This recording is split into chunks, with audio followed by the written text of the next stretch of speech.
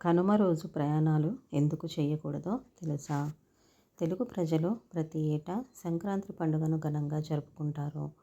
3 రోజులు సందడిగా జరుపుకునే పండుగ ఇది.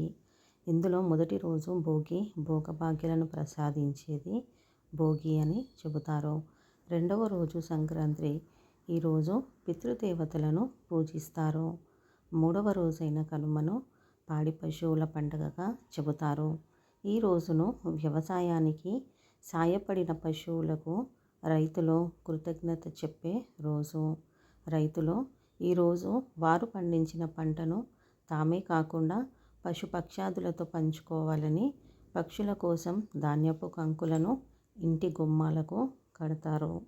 అంతేకాకుండా కనుమ రోజు కాకులు కూడా కదలవు అనే సామెతను గుర్తు చేసుకుంటారు.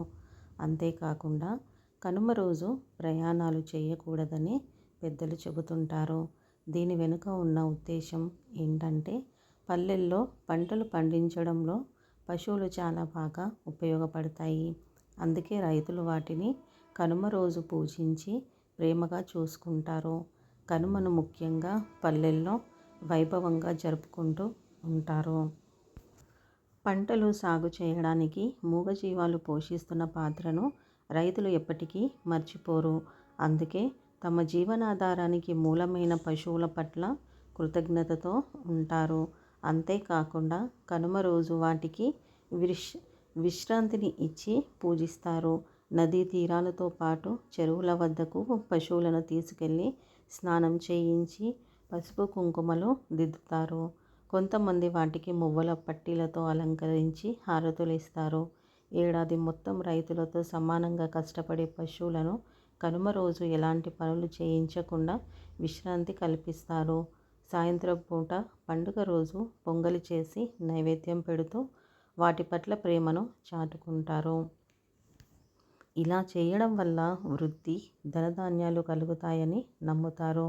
కనుమ రోజు ప్రయాణాలు చేయకూడదంటూ పెద్దలు పెట్టిన ఈ ఆచారం వెనుక గొప్ప ఆంతర్యం దాగి ఉంది. అప్పట్లో ప్రయాణాలకు ఎక్కువగా ఎడ్ల బండ్లను వాడేవారు. కనుమ రోజు ఎద్దులను పూజించడంతో ఆ ఒక్క రోజైన వాటిని కష్టపెట్టకుండా ఉంచాలనే భావనతో బండ్లు కట్టకుండా ఉండేందుకు ప్రయాణమే చేయకుండా ఉండాలని చెప్పేవారు. వ్యవసాయ క్షేత్రంలో కష్టపడుతున్న ఈ నోరులేని జీవాలకు రైతు ఇచ్చే గౌరవానికి ప్రతీకగా కనుమను భావిస్తారు. ఈ వీడియో కనుక మీకు నచ్చినట్లయితే లైక్, షేర్ అండ్ సబ్స్క్రైబ్ చేసుకోండి. శ్రీమాత్రే నమః.